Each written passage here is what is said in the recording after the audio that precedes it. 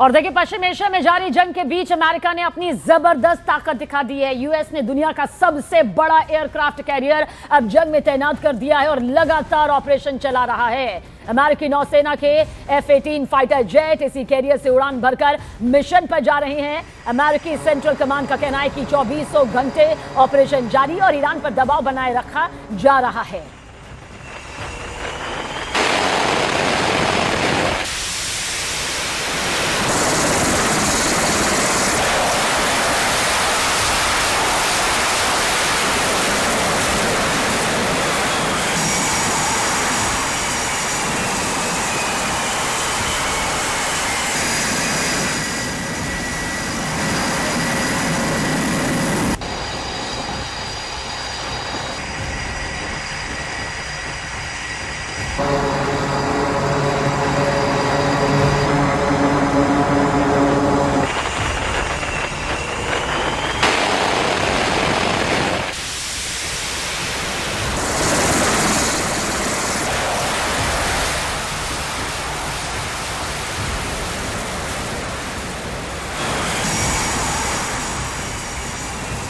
और ये जंग आसमान से और समुद्र की गहराइयों से लड़ी जा रही एक मॉडर्न युद्ध देखने को मिल रहा है, जिसमें फाइटर जेट के पायलट, ड्रोन ऑपरेटर और पनडुब्बी कमांडर साथी वॉर सिनेरियो तय कर रहे हैं। दोनों ओर से कोई पीछे हटने के संकेत नहीं दे रहा और दुनिया को इस बात का खौफ है कि अगला हमला या फिर पलटवार कहीं ऐसी आग ना भड़का दे जिससे दुनिया के वजूद पर ही खतरा होने लगे।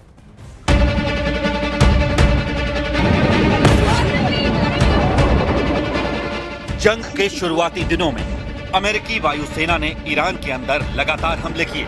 इजराइल और ईरान की ओर से भी एक दूसरे पर जमकर मिसाइलों से और फाइटर जेट्स के जरिए हमले किए गए। इस युद्ध में अटैक और कामिकेज ड्रोन का भी जमकर इस्तेमाल किया जा रहा है। ईरान तो आसपास के मुल्कों में अमेरिकी सैन्य अड्डों के साथ साथ अलग अलग जगहों पर ड्रोन से कई सटीक हमलों को अंजाम दे रहा है और इसका सीधा असर देखने को मिल रहा है। अमेरिका ने जंग में झोंकी पूरी ताकत। महायुद्ध के केंद्र में अमेरिकन एयर पावर। अमेरिकी वायुसेना का सबसे बड़ा ऑपरेशन।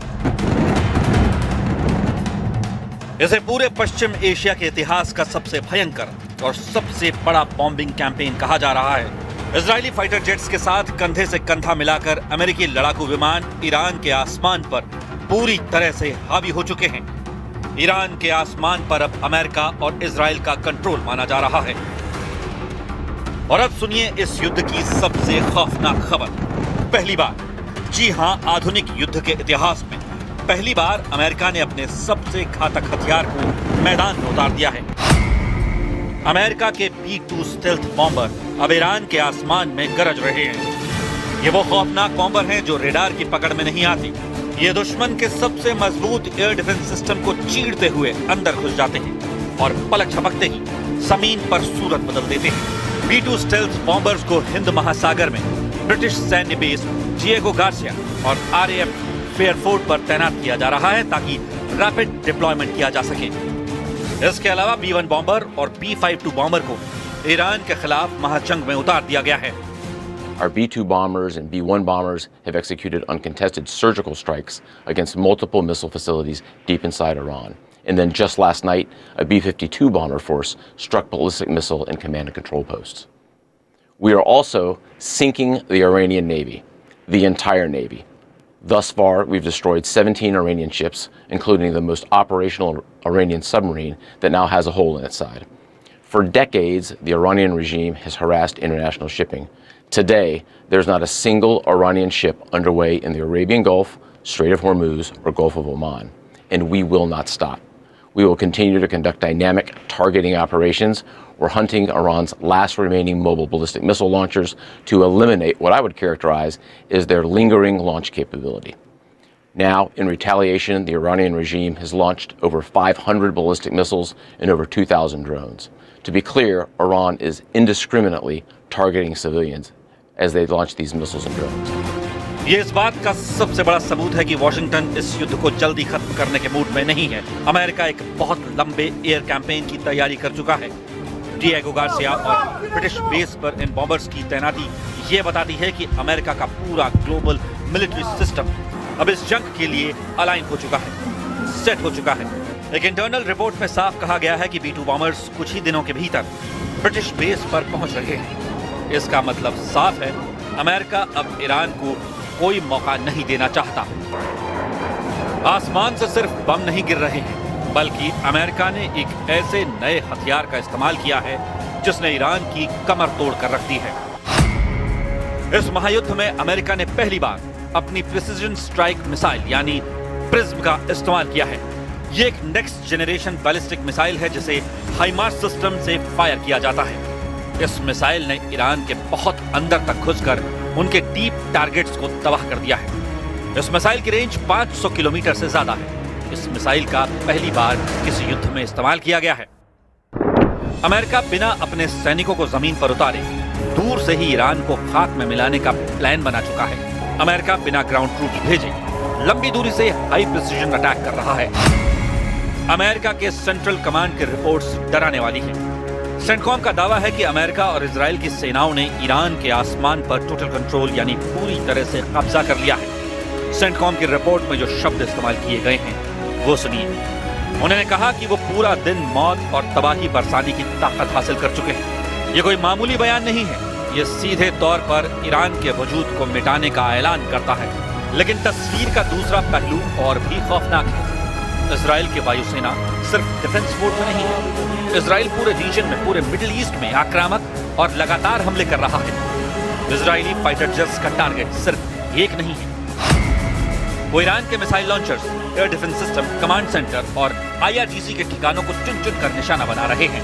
वीडियोस सामने आ रहे हैं जिनमें इजरायली फाइटर जेट्स ईरान की तरफ बढ़ते नजर आ रहे हैं।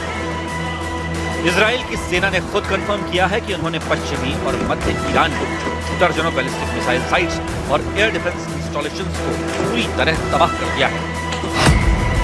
अमेरिका के असेसमेंट के मुताबिक उनके और इजराइल के जॉइंट ऑपरेशन के पहले 4 दिनों के अंदर ही ईरान के ड्रोन हमलों में 73% की गिरावट आई है।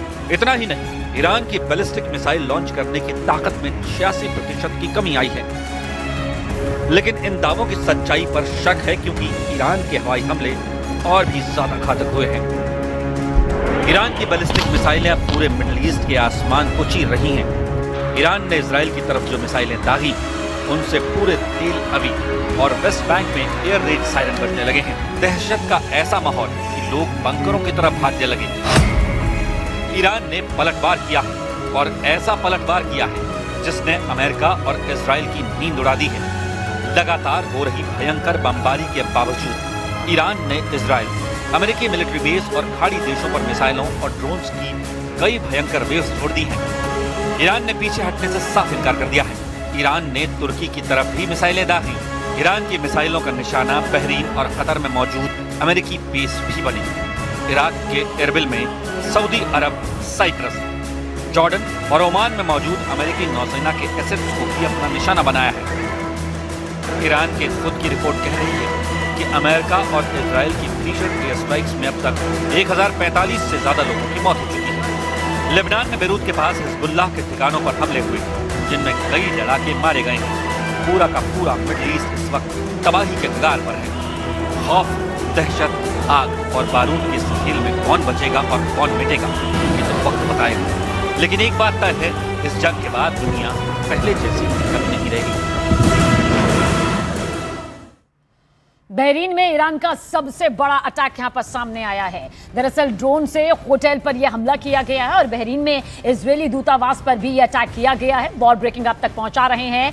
जो खबर निकलकर सामने आ रही है, बहरीन में ईरान का बड़ा अटैक, बड़ा हमला सामने आया है और ड्रोन से देखिए इस होटल पर निशाना साधा गया और फिर तस्वीरें युद्ध के मैदान से जो निकलकर सामने आई हैं वो आपकी आंखों के सामने। दरअसल ये होटल है जो बहरीन में है और देखिए कैसे ईरान का ये खतरनाक हमला, बड़ा हमला यहां पर सामने आया है।